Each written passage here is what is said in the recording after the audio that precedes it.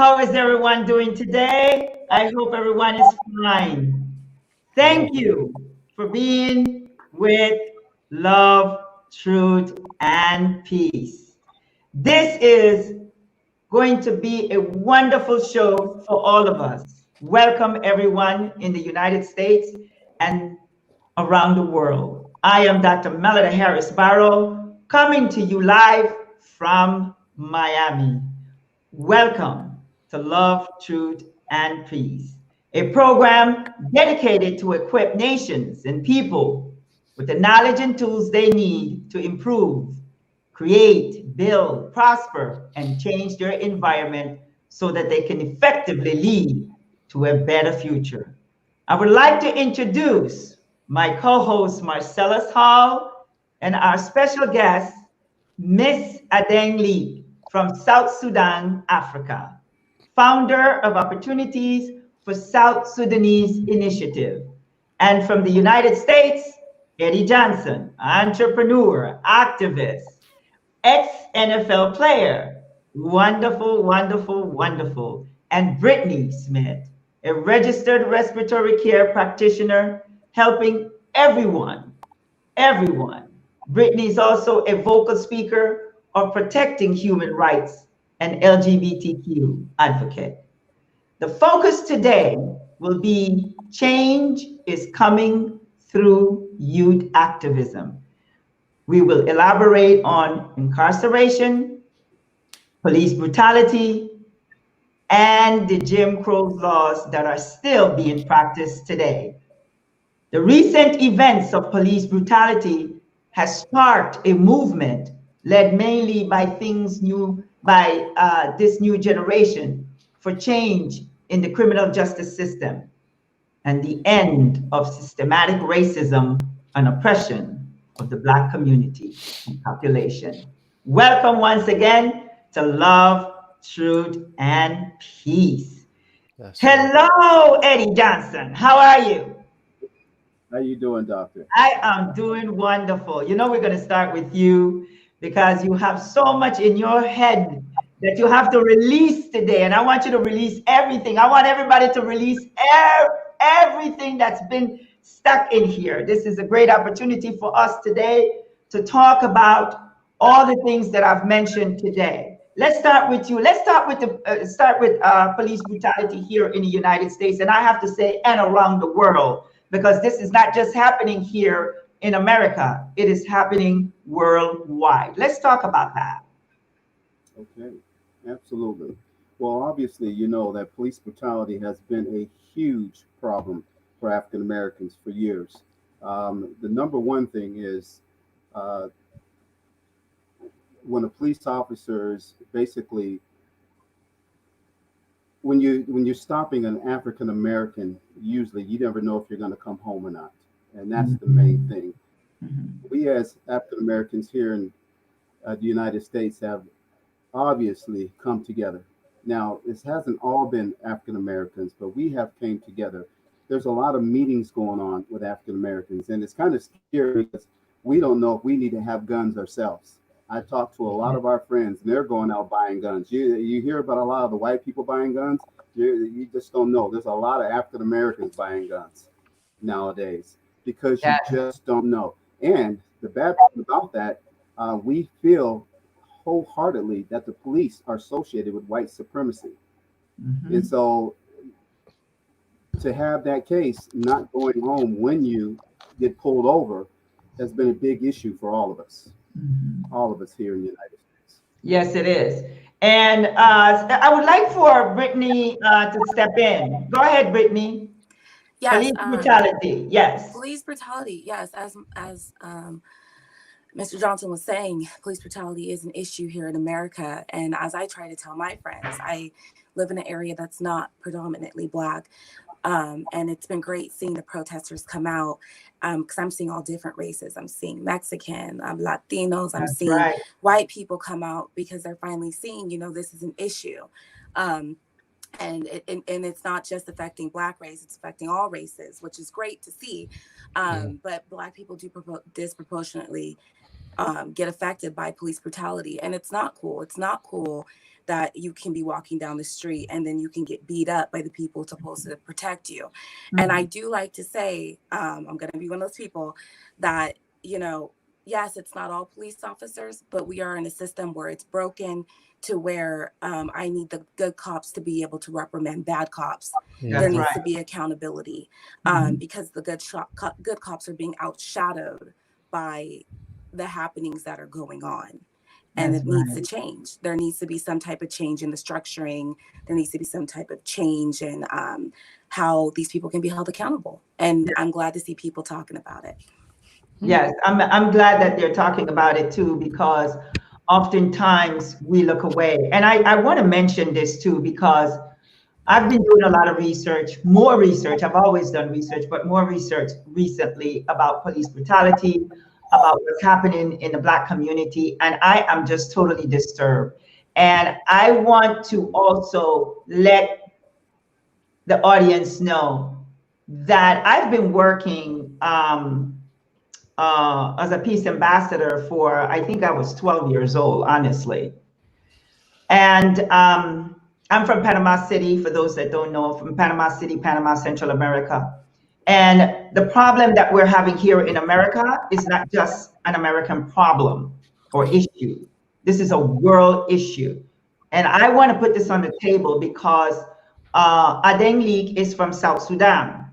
Mm-hmm. And I want to bring her in this conversation about police brutality, because this is not an American problem. And this is why you're seeing that the world is participating in this protest. Adeng, would you like to elaborate more on that? Yeah, sure. We are just, I'm from South Sudan, definitely is the youngest country in the world. We got our independence 2011. Yes, and we have seen a lot of things that had been happening in the US on police brutality. And I can say that it's not only in the US that is happening, it's also in South Sudan, where the system cannot control what is happening, the violence that is happening now in the country. And we have been, like, let me talk on behalf of my brothers and sisters. We have been killed, we have been raped, we have been robbed at night, land grabbing, and all these things by our own brothers, definitely. And as we know, South Sudan and Sudan had been going through a long war, decades of war, civil war. And it has divided us as South Sudanese by ourselves, and it had divided us in terms of tribes and in terms of also the religion and in terms of so many things. So there's so many insecurity. I'm sorry, what is the religion there, Adeng? Yeah, in South Sudan is Christian and also traditional religion. Mm-hmm. Where is a practice that is happening in the villages and the communities. And also we have Islam, but Islam is not as higher as Christianity. But as we were united with Sudan, we were controlled by the Islamic regime and also the Sharia law. So we saw the differences, and we saw the racism, and we saw different kind of, violence even towards us as South Sudanese before we got our independence. So police brutality is just something that, as African, we have felt it when it's happening in the US, and that's why everybody is saying Black Lives Matters. Everybody's saying this is really bad, and we are standing with the US. And we are trying to fight our own here, and we will help also the US to fight this on, because we are one. Thank you so much. Right.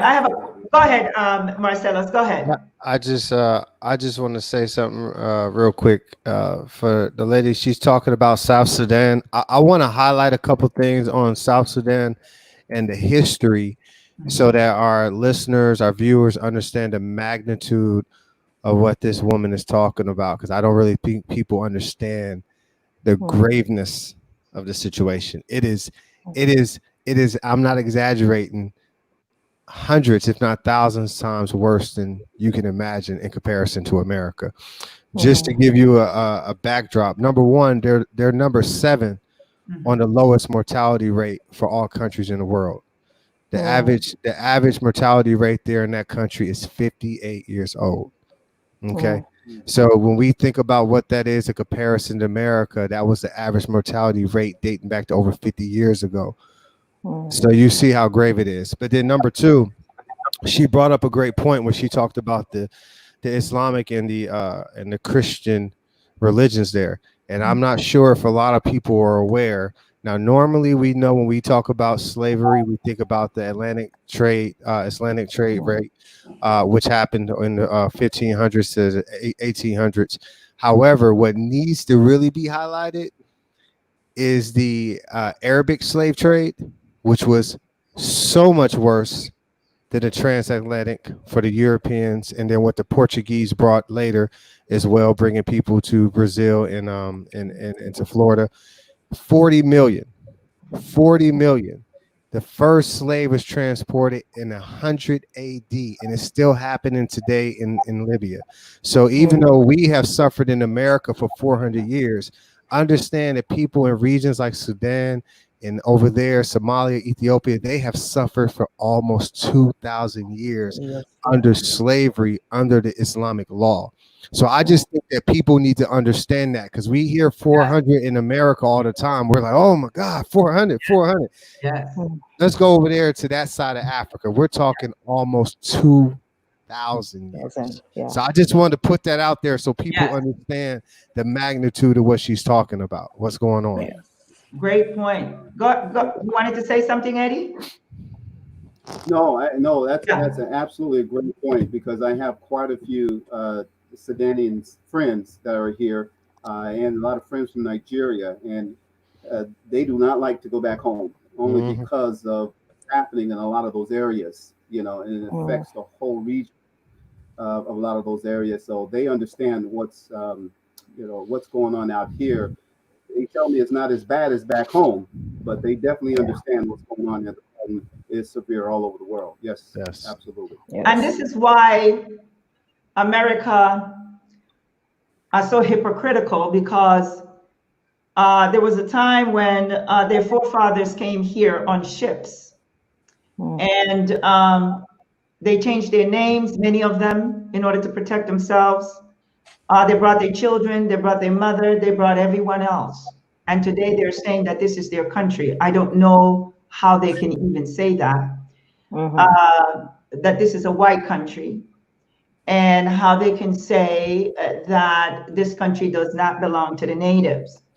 The natives are also suffering in this country. They're killing the natives in this country. They are abusing, and there's so many children. This is not talked about in the media, but there's so many children that are missing.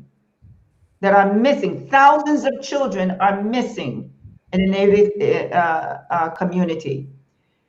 I want us to talk about before I go there, I wanted to ask Adeng that the independence came in 2011, right? Yeah. And oftentimes, Marcel, an independent country is not really independent. It's independent by name. Why? Because the law of the colonializers still exists there. The school system is still in practice while the colonializers was there. So by saying that the country is independent, it really means nothing. Nothing. It doesn't mean anything, because they're still following. Look at Nigeria. In the court system, they're still wearing the blonde wig or the white wig. I mean, why? Why are you still in the system of your oppressors? You understand? We have to change these things. You cannot be independent and still practicing the law that your oppressors have given you. It makes no sense. Sure. So is that happening in Sudan? Yeah, so far we are still struggling with the colonialism, because the system, we are still using British system. And then also not to forget that we have been also colonized by Turkey Egyptians, which we use also Arabic as a language. So when we got our independence, we were confused between English, Arabic, and Swahili. So Swahili is a language that is not so popular in South Sudan. But because our leaders has stayed in the eastern, during the refugee time, during the war, the civil war, they were staying in the East African countries, and then they were using Swahili as a language. And for example, me, I stayed in Sudan. I speak Arabic fluently. So when I came to South Sudan and then we had to change everything to English, it became like, oh, what is going on? And also we are not practicing anymore the Sharia law. We are not. We are only practicing. I mean, we are only using the British. What is it called? The British education. And also we have been using also the historical information about what happened during the Civil War and how the British colonized us and how the Turkey Egyptian colonized us. So there's so much confusion between us as a citizen. So as we got our independence, we're supposed to have our own syllabus, our own what is it called, books, our own the subjects to study, and we're supposed to have our own independent, because we got independent. It is not it's just a name, as you said, but we are not independent as a country yet, and we are still relying in so many countries to speak in the peace talk. You see, we have also the impact of the American and the British and so many countries during the peace talk. And also we have the neighboring country also controlling the peace processes, which is not making us actually independent or even in peace up to now. So I think we, as an independent country, we need to sit with ourselves and to find a solution of how to get out of this colonialism rule that has affected us. And also, I don't want to get out of the topic. We need a lot of trauma healing. Go ahead. We need a lot of trauma healing because a lot of us, we are traumatized with the war. I have not witnessed the war myself, but I stayed in Sudan where discrimination was there also, racism were there. But let me say that we didn't take it as serious as now, because now we know our rights. We know that this one was racism, this one was, discrimination. So this thing, South Sudan really need to sit and know what is independent and what do we need to do as an independent country. Exactly. I want to show the audience this picture that I'm about to, I'm going to put up now. I need you to look at that picture for a minute. Take a look at this picture. When I saw this picture, I went back to slavery. Of all the pictures that I've seen, it took me back because this was the same image that I saw of many other pictures during slavery, when the plantation owner always had someone, I forgot the name that they call them. Do you remember that name that they called those, the overseers? Yeah, the overseers. The overseers, yes. When I look at that picture, it was, these are things that we don't see on a daily basis because we're not in that environment. And this picture was taken in Louisiana State Penitentiary back in 2011. Now, the reason I brought up the fact that the colonializers might have given you your independence, but one of the things that they didn't give you was your freedom. Yes. Absolutely. You see, he only gave you what you thought you wanted or what you want, but he did not give you your freedom. Actually, you're now working for him. He doesn't have to be on the plantation anymore. You understand? He is having other leaders, Black leaders, to oversee the plantation. Now, in Louisiana, the picture that I just showed you has ceremoniously buried another vintage of Jim Crow in the United States, removing his 120 years old perch from the jury boxes of our criminal courthouses throughout the state. Now, on November 6th, 2018, listen to this carefully, 2018, Louisiana became the 49th state to require unanimous juries in all felony trials. Now, Oregon now stands alone and is already feeling immense pressure to follow the lead of Louisiana. On January 1st, 2019, 12 jurors have to agree. Now, this used to be the Jim Crow law. They just passed this on January 1st, 2019. 12 jurors have to agree on the verdict of a case. The threshold previously has been 10 out of 12 votes to carry a verdict. What I am saying is Jim Crow law still exists. Just like the colonializers say, you're free, you can do whatever you want to do. No, you cannot. Just because they say Jim Crow laws doesn't exist, it still exists. Look around us. Yeah, Absolutely. Sure. Yeah. 3 people just got hung the other day. I just want to, I just want to highlight on that real quick, and I'm gonna pass it to Eddie. What I like about what you said, and again, I want to just shine some light on some importance for that. You know, I had talked to you last week about how, you know, the laws of state one thing, but you people have to understand there's a difference between something being voted into law and then the law actually being enforced. Yes. And I think that's it's a misconception that really eludes a lot of people's consciousness. Is they say, well, the law states, it's true, but the federal law may state, but it's about what the state laws, what are they enforcing? That's a whole different scenario. As we know, for most people that had their independence in America all the way back into 1776, but yet brothers and sisters of color didn't get it until 1868. And then moving forward, the Native Americans, whose country it was before anybody even got there, they didn't get the right to become citizens in their country until 1924.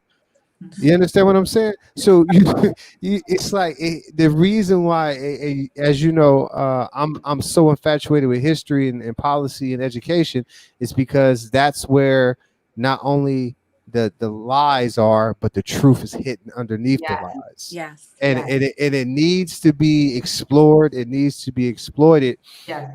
So that people understand what is going on. A prime example that I'm gonna pass it to Brother Eddie.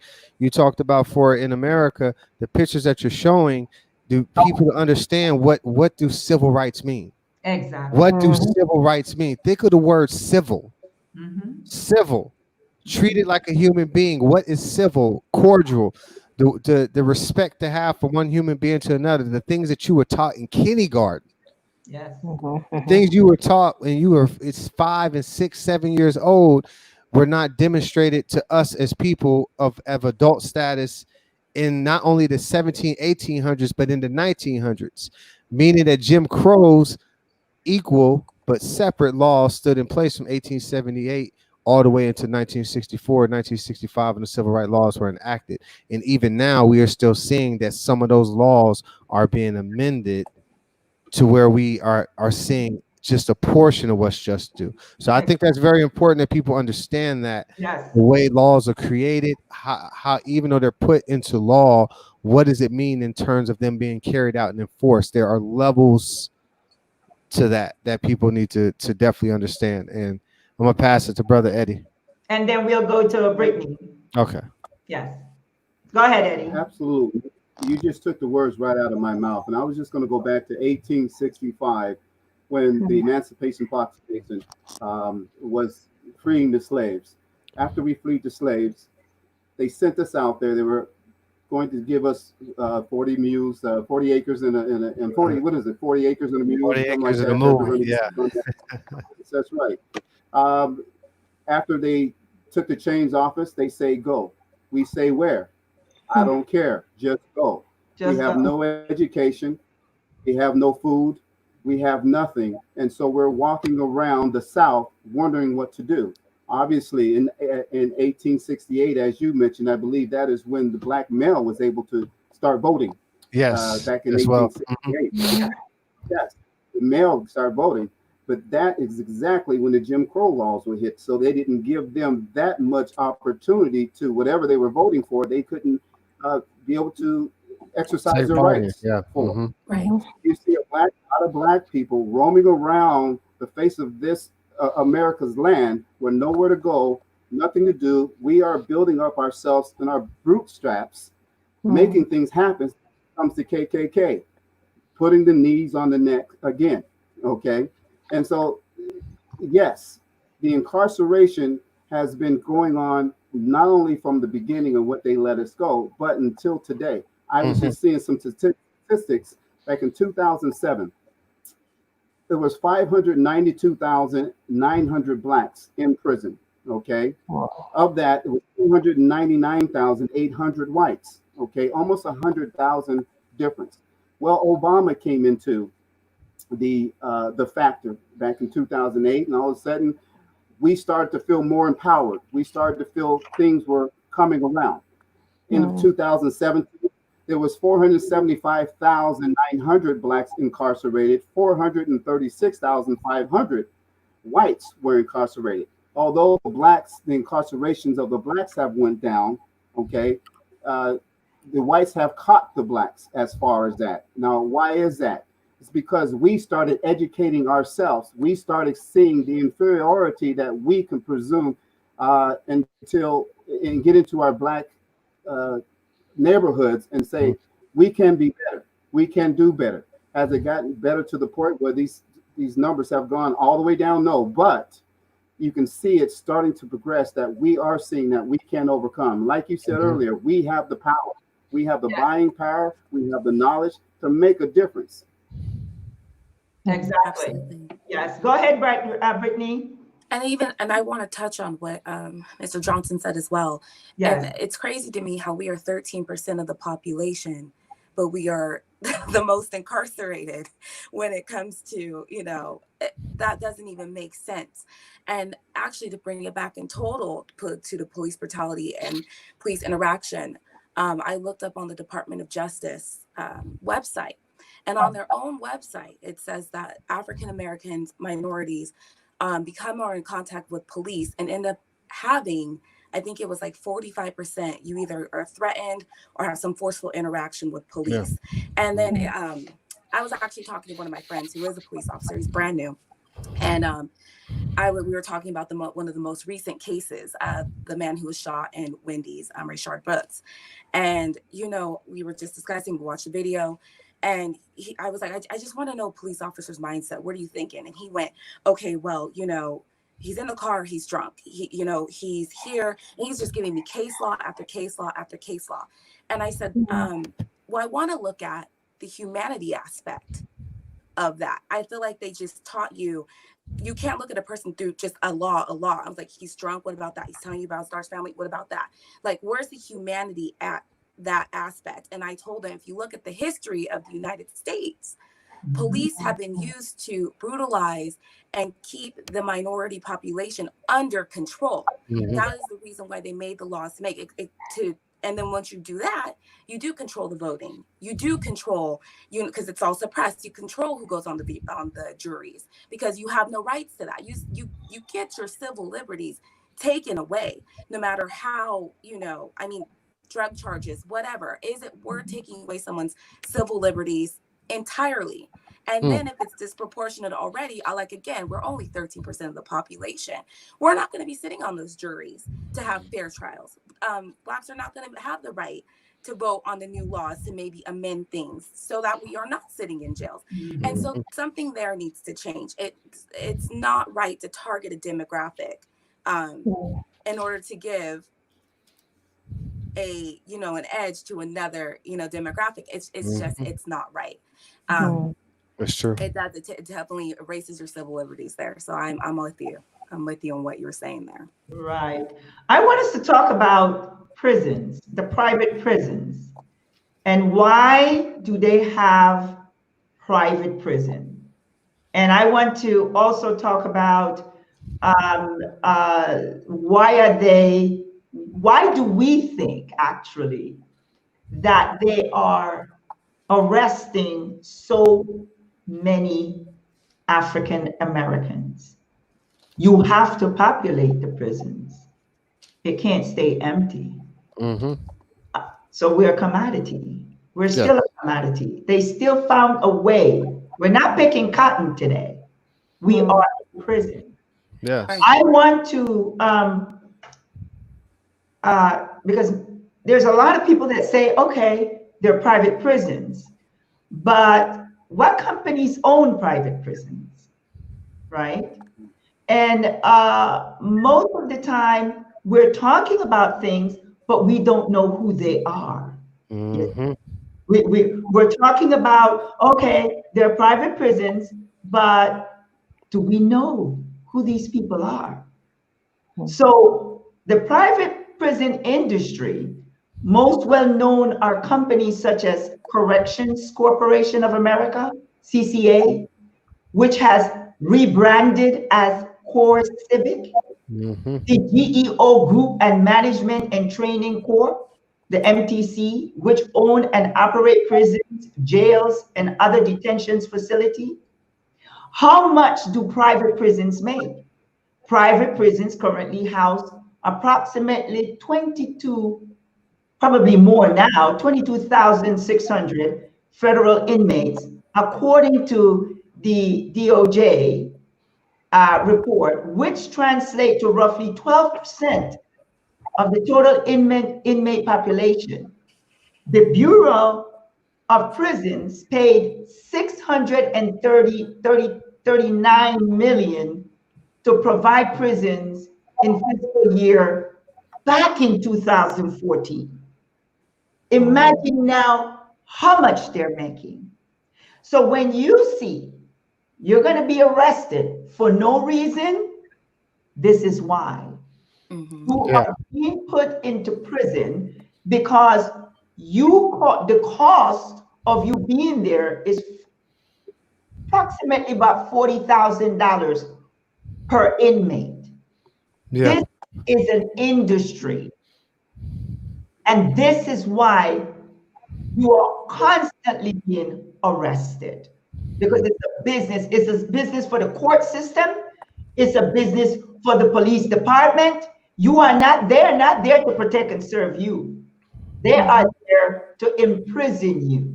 And Mm-hmm. one other thing I want to mention, and then you guys can take over, is that whenever you are arrested, you have to go to court with your client. That's overtime for them. The overtime is for them to pay for their school, private schools, etc., vacations. This is a system in America, and not only America, but in the world. You want to add to that, Sal?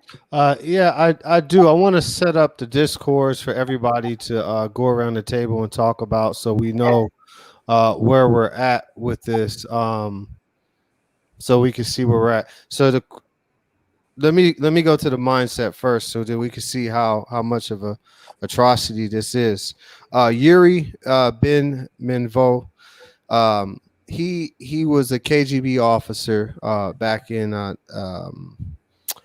1900s, and he had brought to America this concept about how to destabilize America, and he basically defected over here, and he talked about what Mother Russia was using, and it's a system where you demoralize people. His words exactly were this. He Yes. says that a person who is demoralized is unable to assess true information. So, in other words, that even if the truth is in front of them, Can't. when they already have been castrated psychologically, it don't matter what you tell them. They have to first uneducate everything that they've been taught their entire life to believe that Yeah. anything else could possibly be true. Okay, it takes 15 to 20 years to demoralize a nation through social media and propaganda. So that should just let you know, if you notice the trend every generation. I believe all of us have been around for at least almost 4 decades now. Yeah. Think of how much things online have changed. So online is recent, but TV, the radio, like the things that we see today that in the 80s, you wasn't seeing that on TV. You weren't hearing that on radio, but now it's the norm. And why is that the norm? Because it's been standardized Yes. through propaganda. Then going to the conversation about to show how that transfers over to the private prisons. Well, keep in mind that at the time that slavery was abolished, you roughly had about 3,000 3 million. I'm sorry, 3 million slaves. Right? Correct. About 3 million slaves. Keep in mind that right now you have over 2 million prisoners. So that lets you know what happened to slavery. It just transferred over to the penal system, because the Constitution, it says itself when the 13th Amendment was ratified, that all forms of slavery are abolished except for those who are what? Property of the state. Mm-hmm. That's where your slavery is. That That's number has been transferred from the cotton fields Right. to the penal system. Same number of people that was required to keep the nation running back then. That's what we have, the same number of people running, keeping this nation running right now. And to tie in the private prisons, they make money because the government pays them $150 per day for a prisoner. $150 per pay for a prisoner. That's $54,750 a year per prisoner. And why do they pay that? Because they contract out all this work that we are losing jobs in our economy. You want to know where your jobs are going? Now you know. Yeah. These jobs are being carried out by people in private prison where they don't have to pay these people, but they're getting paid $150 per day per inmate. Yeah. And they're making this money. So they're stealing from the economy. So, you know, I just want to set that umbrella up so you can understand how all these things are connected, from the social propaganda to the translation of the laws from back in 1865 all the way up to 1965 up into the present now that we have in 2020. It hasn't changed. It said that they just changed decks, but the game is still the same. Right. And that also goes to the point of the disparity of why there's so many more African Americans inside the prison. That's right. Control. They're, like you said, just from the cotton field to the prisons. You know, it's just an amazing factor of that. Yes, yes. If the audience is, I know the audience are watching. If you have any questions, you can place your questions on the comments, and one of our guests will be able to answer the questions. Do you have anything to add, Brittany? No, you guys are completely correct. Yes. I even was stunned to hear about the preschool to prison pipeline. You know, I don't know if you guys have read up on how they were saying that they put a black little girl in handcuffs. She was acting out at school. I think she was about 8 I saw that. 7. I was listening to that, and they put her in handcuffs acting out. I mean, she's 5 to 6. Yeah, I saw that. Like 5-year-olds do. And I was just like, are we serious? You know, and that that's so traumatizing to a little kid. Call their mother, call whoever. Preschool to prison. And it's sad that it has to be. I often wonder, like, why is it the Black population? What have we done? You know, I do think that, I know that's kind of rogue, but what have we done to deserve, like, you know, this type of treatment? But it's easy to make us a scapegoat due to the propaganda, due to the, oh, we're here to, you know, rape your women and take your whatever. They do drugs. The propaganda is crazy, and it's not even true. And it's sad that years of this has gone on. Like, it's crazy. I don't think it's something that we have done. I just think it's who we are as a people. Yeah. The power of who we are is very threatening to the white race. And we have to understand who we are as a people, especially when we come together. We are powerful beyond measure. And when you take a look at our history, when you take a look at who we are, they want to imitate. We have to understand that what they have today is what they have learned from us, is what they have taken from us. That's how they are using this superiority. You could not be who you are if it wasn't for me. You understand? So we don't know our history. They know our history, and they are afraid that we will rise again. But guess what? We already did. We already did. We spent 400 years from 1619 to 2019. It's done. So you're running around trying to hang my brothers and my sisters and lynch them. What you are trying to do now, it's over. We have the power. And we are exercising our power. What you have done is that you have injected inferiority by taking away who we are. Yeah. We have to, you came with false gods, you came with false education, really not education, but training us to hate ourselves, training us to hate each other, training us to separate each other. It's over. It is done. You cannot separate us anymore. We are working with our brothers and sisters in Africa. We are working with our brothers in Latin America. We are working with our brothers in the Caribbean, in America, and the world. It is over. This is a new generation. Can't you see who is the audience here? My young people from America, they understand what is happening. You are afraid. This is why you have so much rage. Your rage, you can have all the rage you want. But guess what? It's done. We know that you're not superior, because superiority comes with ignorance that you have. Yes, we are no longer telling us that we are inferior and telling us that you have privilege. The only way you could have privilege is economically. How did you become economically empowered? Right. By enslaving us for 400 years, by colonializing Africa. It is done. We have to not rewrite, but write our history. Yes. True history. Yeah. And educate our young people. That's what we have to do. It's over. You know it's over. Because when you look at America, what do you see? There's a majority people of color. Yes. Yeah. So that's why you're scared. Remain scared, because we took over. We're not going to take over. We took over. Anyone want to add to that? I just want to add something.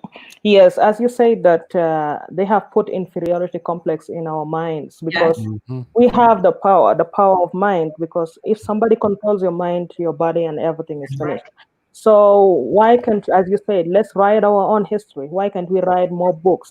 I read for this lady, the Nigerian lady called Chimamanda. Chimamanda has a lot of books, and she wrote a lot of things about our culture, the African culture, and how when we go to the Western world and how we expose ourselves and how the whites see us and all these things. Why can't we write more books and let our children read more books from what we have wrote? And also we have to make sure that we take control of the media. We have to make sure that they don't take our goods from the countries, like from Africa. They take the good and then they go and make a branding kind of things that is easy to be made in Africa. But because they said, oh, let us give you money, that's something that we are struggling with. Okay, let us give you money. Let us donate for your organization. Let us give you money for your business plan. And then we say, oh, wow, they are coming to help us. Instead, we don't know that they are coming to control us. So why can't we have this independence?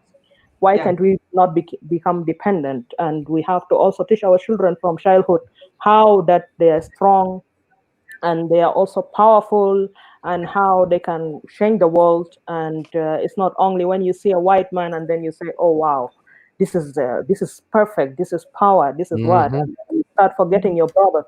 You go and tell him, oh, please, you have nothing to share. So yeah, this is something that we need to tragically change it, like from time to time. So yeah. Marcelleus? Oh, I just love it. I'm just listening to everybody. I just love it. Yeah. Um, I'm very much well pleased with uh, where we have traveled over our experiences. But of course, we have so much further to go. And as you know, for me, I just always advocate people to first focus on their mind. You know, we have to change our philosophy on how our mind processes the information that it receives in order for us to create a change in our actions. And without changing the way we think, without changing the way we psychologically structure and break things down, it is impossible to change what we manifest with our hands. So it's just so powered. It's so important that we continue to love one another, not criticize one another, understand that we're all going through the same thing. We all evolve at different times. One thing I've always told people, and I'll say this now just because we're in a conversation, it's good to be said. Dr. Barrow, she knows about, for me, and where I come from, and my family history and my family background, and it was a rough environment. It was a rough environment, and I lost a lot at a young age, and it did have its effects on me, and it did change me for quite some time. But you know what? I had gotten to a point that you can't blame other people for your problems. I understand, we've had our setbacks. We've had the setup, whether it's economically, socially, uh, however you want to put it, nationally. But at the end of the day, with all the information that's going around and floating around, and the positive examples that we do have, we know that there's a better way. So it's up to us to make that decision for ourselves, what we're going to do with our lives. And it's not about how difficult it is. It's about what's necessary. We either going up or we going down. You don't Yeah, stay in the exactly. middle. Right. Exactly. We're going into closing. Eddie, you wanted to say something in your Yes. closing? Or did you want to say something other than your closing? Uh, is you talking to me? I'm sorry. Yes, Eddie. I'm having a hard time hearing. Yes. I'm sorry there. Yes, ma'am. I just thank you so much for putting this together. This has been a wonderful experience, and Mhm. I have a different take about what we do, because I believe that because we didn't start this, and I am no way a victim, and I tell all my That's friends right. you shouldn't be a victim, because No. we don't expect people to you know pick us up all the time. But we do need the white people to solve this thing. I think they need to help us solve this problem of racism. They need to help solve this thing. And I always tell them, when you see your white friends, tell them to stop that snickering, stop that laughing at the black jokes, Mexican Yeah. jokes, Hispanic jokes, whatever jokes that is out there. You have to have them accountable. Once you make Mhm. them feel about and understand what they are doing, that will give them an opportunity to go, you know what, maybe that was right. Yeah, it probably was cool to laugh at those jokes in the 70s, maybe the 80s, but now it's not cool anymore. We're Yeah. fighting racism together. The other thing is vote. We have to get people out there to vote the right people in office. You need Mhm. to tell people to be educated, know who you're voting for. Don't just vote Democrat. Don't just vote independent. Most of us don't vote Republican, but if you do vote Republican, know their values, know where they're coming from. Because if somebody gets in there and they're another Trump person, or somebody who keeping our knees on people's necks, then obviously we're in the same situation that we've been in before. So you Mhm. must vote. And I also tell my friends this. I don't know if you ever heard Jane Elliott. Jane Elliott back in the 60s, did a lot of experience. There is a blue-eyed, brown-eye experience that talked about how they made blue-eyed kids feel like brown-eyed kids. And it's an experiment that she did back in the 60s, just after Martin Luther King was killed. And that's a great illustration to where you should tell your white friends to go take a look at that if you want to understand where we came from and how we feel. It's a great little piece of video that you can share with people. Yes. Brittany? I am very thankful. Thank you for inviting me on here. I love Sure. hearing the dialogue. And dang, I love hearing from you. Like, it's been amazing. Yes. Thank This is you. an amazing show. But same, specifically to my situation, I'd love to say, if you're dealing with people who, they're not Black and they're having problems, figuring out what can I do, or what I get a lot is, well, I don't understand. It doesn't happen in my community, you know. Which, Yeah. I Yeah. definitely like to tell people, you know, look at the basic respect and look at the basic humanity. If you cannot, if anything, that's your fellow brethren or your fellow American or whatever, however you like to say it, you need to extend that to them so you can see, hey, if they're saying that there's an issue, there's an issue. And it's human quality just to be able to reach out and be like, hey, that person's experiencing trauma, that person's experiencing something, you know, horrible, maybe something needs to be done about it. Just because it's not your reality doesn't mean it's not somebody else's reality. And that seems to be resonating with people because they go, oh, I had no idea. So, you know, and I also want everyone, please focus on your mental health. There's a lot of negativity going on out there right Very now. So important. please make sure Yes. you take time for yourself, because watching all these people get killed, watching your people get killed, watching all this, you know, the police, everything, just make sure you take time for yourself to make sure you are okay. It's a lot. I agree. I agree. Last words, Ade? You have any last words or? Yes, yes, Send yes, a yes. message. Send a message. Yes, yes. Yes, I just want to say that, yeah, racism, I always say that when you're racist, you are ugly, really ugly. Like, there is nothing beautiful in you. So I just want to say that we have to stop, like, we have to tell the people to stop racism. And we have to also help our brothers to stop racism, because some of them have been born like that. They don't know what they have been. They have been raised like that. They have not born like that, raised like that by their family. But when they get to know Black American and African and everybody, they get to love them more. So I just want to say that we, as African, I need to learn more about the African American history, because we cannot know everything in general. We have to know that is specifically African American history, because we are related and we have so many things in common. And in order to bring this thing into, you know, to solve these issues, we have to come together. I remember Dr. Melida met me in Ethiopia, Addis Ababa, in the African Union Commission where I work. And she came and told me, I went and I bought her book because I saw, oh, wow, a woman. Okay, I'm a feminist. I said, a woman has a book and she is beautiful. And I saw Jen is it Decor? I don't know how to pronounce it. And also he's a designer. Feeling And I bought deluded, know who you are. Yeah. I bought the shirts, I bought the t-shirts, I bought the caps, I called people in, come. And this book had changed my life. And she had been always there with me. And she never asked me, where are you from? But she took me from where I was standing and she said, let's go to your office. And she said, what's your passion? And please, you can do it. So let's do it like that.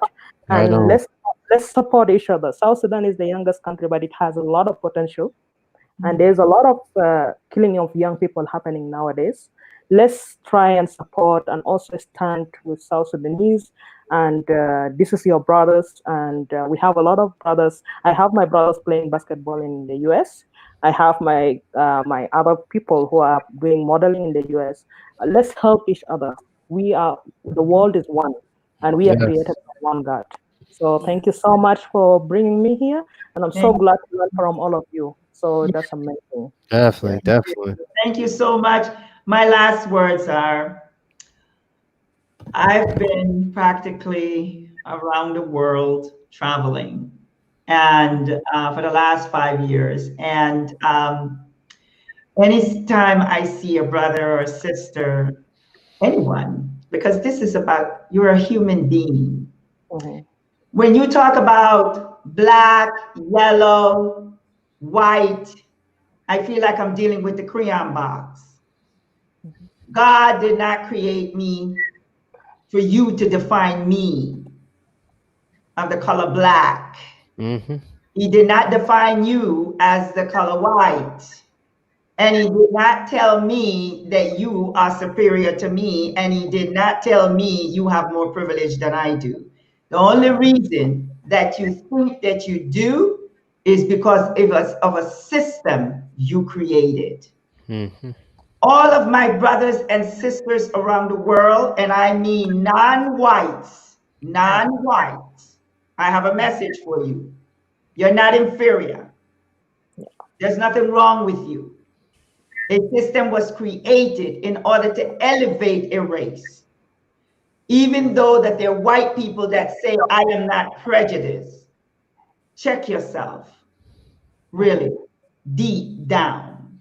Check yourself. Just because you say you have a black friend, it doesn't mean anything to me. It's true. What means to me is that you stand up with us. You have been watching massacre, depopulation, murder, Yes. viruses that was implemented in Africa, Ebola, AIDS. Birth control pills was first tested in Puerto Rico. We have been your guinea pigs for centuries. It is over. Now it's time for us to rise. But we have to rise together. Black, white, all these colors that you so-called created. Because the bottom line is we're human beings. All of us. And we're part of humanity. And if you stand there in silence, my white brothers and sisters, then you are part of the problem. And we are going to stand up. We're no longer going to put up or deal with what you are doing today. It's done. It's over. Because at any time, the same way what you're doing to us, we can do to you. I can stay at home and turn off my television. And we can tell the world now to turn your TV off, because with your TV off, guess what? What are the commercial, those that have products? How are you going to promote it? How are these television shows is going to stand? We have power. We just not using the power. If we decide today we want to boycott one product, one, you see what Black Lives Matters have done. There are protests everywhere. You know why? Because it's not only non-whites are suffering, there are white people also that are suffering. And they have awakened. They're tired. We're all tired. There's just a small number of people in the world that's controlling the world. But remember, we are the majority. We can control the world together. Mexicans, Brazilians, Nicaraguense, Colombians, Panamanians, all of us. It's just about uniting. We have to unite. Because if we don't unite, we're going to go right back into slavery and the so-called coronavirus that you created, patented. You don't talk much about that. You're just telling us to be quarantined. We have to speak truth. That's why this show is called Love, Truth, and Peace. Thank you so much. And Marcel, I would like for you to take us to this beautiful poem that you have to share with us. Oh, wow. Okay. It's my pleasure. I always have something. I always have something.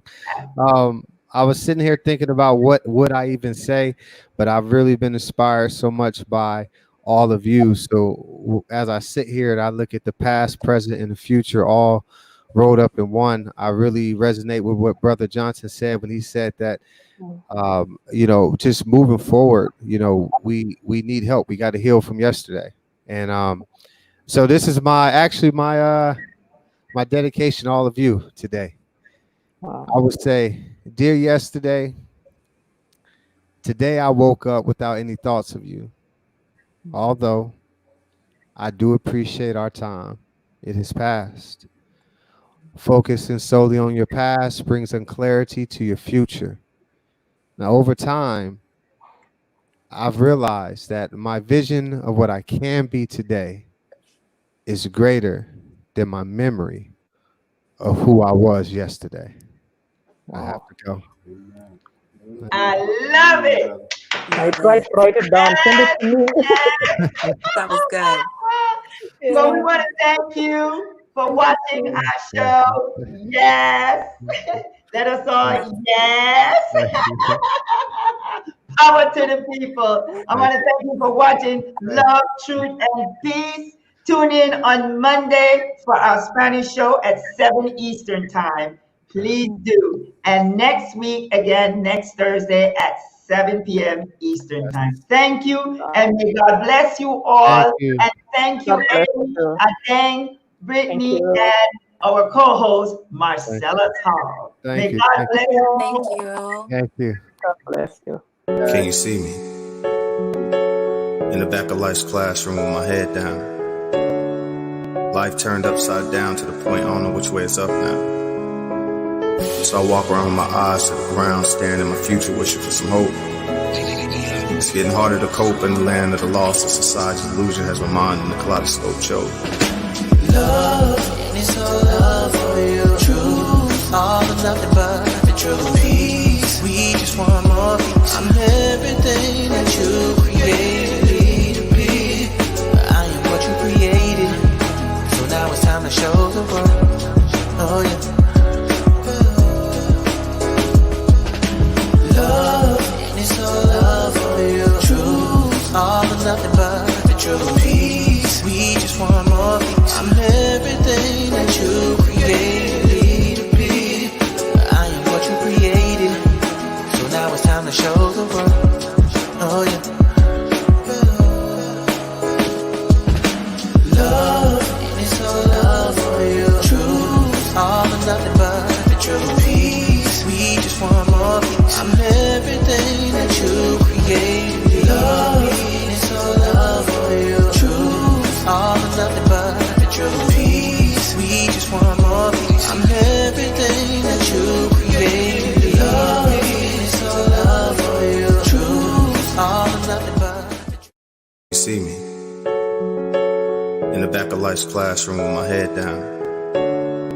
Life turned upside down to the point I don't know which way it's up now. So I walk around with my eyes to the ground, staring at my future, wishing for some hope.